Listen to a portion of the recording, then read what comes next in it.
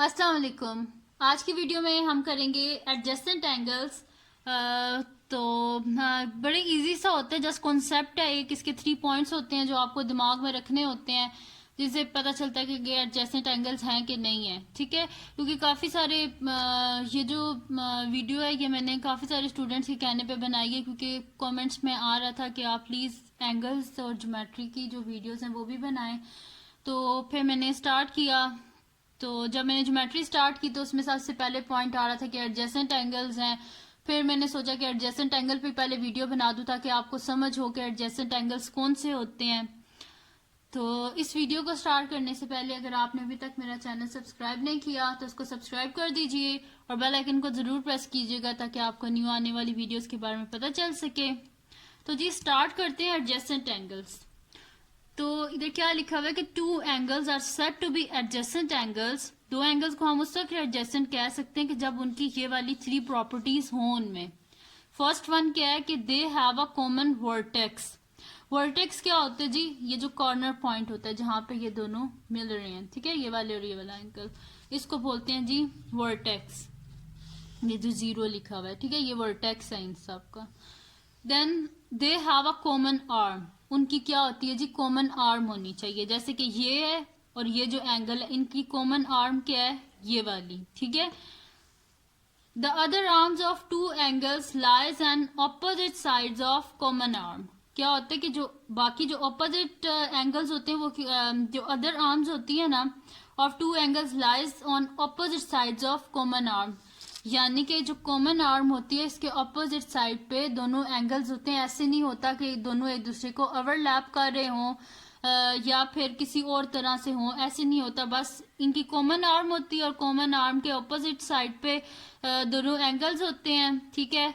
और एक इनका क्या होता है जी? वर्टेक्स एक ही होता है, ठीक है। दोबारा बता देती हूँ, दे हैव कॉमन वर्टेक्स, यानी कि इनका ये पॉइंट कॉमन होता है। देखेंगे सब ये जो लाइंस है और इनकी कॉमन आर्म ये एक ही जगह पे आके मिल रही है, यानी कि इनका वर्टेक्स कॉमन है। इन दोनों के बीच में एक ही आर्म है, ठीक है, तो ये इनकी कॉमन आर्म है। देन ये क्या होने चाहिए? जो हमारे पास दो आर्म्स होती हैं वो क्या होती हैं कि ऑपोजिट होनी चाहिए कॉमन आर्म के। इस आर्म के ऑपोजिट होनी चाहिए बाकी जो दो आर्म्स हैं, ठीक है। अब करते हैं हम जी इसकी कुछ एग्जांपल्स देख लेते हैं जिससे पता चल जाएगा कि ये वाले हमारे पास एडजेसेंट एंगल्स हैं कि नहीं है, ठीक है जी। तो एग्जांपल नंबर 1 जो हमारे पास है वो है जी, हमारे पास एक गिवन है फिगर, ठीक है। अब इस पे हम तीनों प्रॉपर्टीज देखेंगे, क्या वो इस पे लग रही है कि नहीं। अगर नहीं वो इस पे सेटिस्फाई हो रही तो हम कहेंगे कि ये एडजेसेंट एंगल्स नहीं है, ठीक है। सबसे पहली बात यहाँ पे क्या लिखी हुई है? They have a common vertex. उनका वर्टेक्स क्या होना चाहिए?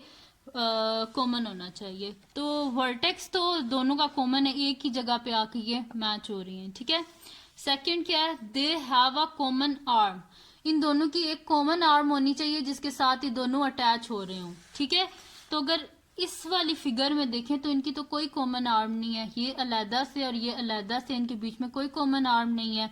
तो यहीं से हम कहेंगे कि ये एंगल जो है ये एडजेसेंट नहीं है, ठीक है। हम कहेंगे एंगल 1, ये दोनों जो एंगल है ये एडजेसेंट नहीं है। हम लिखेंगे एंगल 1 और angle 2 are not adjacent because they do not have a common arm. क्योंकि इन दोनों की कोई कॉमन आर्म नहीं है, इस वजह से ये एडजेसेंट नहीं है, ठीक है।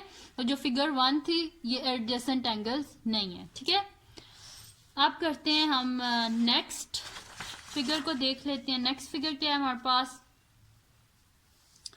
इसमें अगर आप देखें तो हमारे पास क्या है? ये गिवन फिगर है, ठीक है। अब इसमें एंगल 1 है, ये एंगल 2 है और इस तरह। अब इसमें हम क्या कहेंगे कि सबसे पहले क्या था? इनका कॉमन वर्टेक्स होना चाहिए, तो वर्टेक्स तो जी कॉमन है, एक ही है। नेक्स्ट क्या था कि इनकी एक कॉमन आर्म होनी चाहिए, कॉमन आर्म भी है दोनों में, ठीक है। देन नेक्स्ट पॉइंट क्या था कि ये दोनों जो है ना कॉमन आर्म के ऑपोजिट साइड्स पे होने चाहिए, ठीक है। जैसे कि अगर ये वाला आप देखें तो इसमें क्या था कि कॉमन आर्म के ऑपोजिट साइड पे दोनों जो है बाकी जो दो एंगल्स हैं वो होने चाहिए, बाकी जो दो आर्म्स हैं। देखिए एक इस साइड पर एक इस साइड पर, कोई ऐसा तो नहीं है कि दोनों एक दूसरे को ओवरलैप कर रहे हो। ओवरलैपिंग बिल्कुल भी नहीं होनी चाहिए एडजेसेंट एंगल्स में। तो अगर इस फिगर में आप देखें तो ये क्या है कि एंगल 1 और एंगल 2 के आपस में ओवरलैप कर रहे हैं, ठीक है। तो ये ओवरलैपिंग नहीं होनी चाहिए, तो हम लिखेंगे कि एंगल 1 और angle 2 are not adjacent because their interiors, यानी कि जो इसके एंगल्स हैं वो क्या कर रहे हैं, ओवरलैप कर रहे हैं एक दूसरे को। तो ये क्या है, हमारे पास एडजेसेंट एंगल्स नहीं है, ठीक है। देन नेक्स्ट फिगर की तरफ आते हैं हम, ठीक है। नेक्स्ट फिगर में क्या है जी, हमारे पास के गिवन है, हमारे पास ये एंगल्स गिवन है, तो हमने बताना कि एडजेसेंट हैं कि नहीं है। तो इधर क्या है, हमारे पास फर्स्ट क्या कंडीशन थी कि इनका वर्टेक्स एक होना चाहिए, ठीक है। तो ये देखें वर्टेक्स तो इन दोनों का एक ही है, फर्स्ट कंडीशन सेटिस्फाइड होगी। सेकंड कंडीशन क्या थी कि इनकी कॉमन आर्म होनी चाहिए, तो देखें इनकी ये कॉमन आर्म है, सेकंड कंडीशन भी सेटिस्फाइड होगी।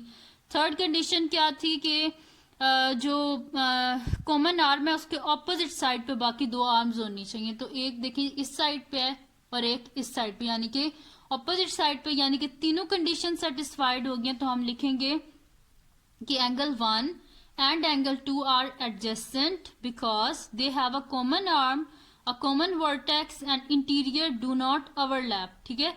कॉमन वर्टेक्स है, कॉमन आर्म है और इनके जो इंटीरियर्स हैं यानी कि जो एंगल्स हैं वो एक दूसरे को ओवरलैप भी नहीं कर रहे, ठीक है। तो इस तरह हमें पता चल जाता है। अब वैसे इस वीडियो से आपको क्लियर मतलब कि पता चल जाना चाहिए कि कौन से एडजेसेंट एंगल्स होते हैं और कौन से एडजेसेंट एंगल्स नहीं होते। फिर भी अगर कोई कंफ्यूजन है तो आप मुझे कमेंट सेक्शन में बताइएगा, मैं आपको रिप्लाई कर दूंगी। कोई आपको कहीं से ना समझ आया हो तो आप वहाँ पे मेरे से पूछ लीजिएगा। और अगर ये वीडियो आपको पसंद आई हो तो मेरे चैनल को सब्सक्राइब कीजिएगा और इस वीडियो को लाइक कीजिएगा और बेल आइकन को ज़रूर प्रेस कीजिएगा ताकि आपको न्यू आने वाली वीडियोस के बारे में पता चल सके। और बाकी भी अगर आपको किसी भी टॉपिक की समझ नहीं आ रही तो आप मुझे कमेंट सेक्शन में बताइएगा, मेरे से जितने जल्दी हो सकी मैं उस पर वीडियो बना दूंगी। और दुआओं में याद रखिएगा। अल्लाह हाफिज़।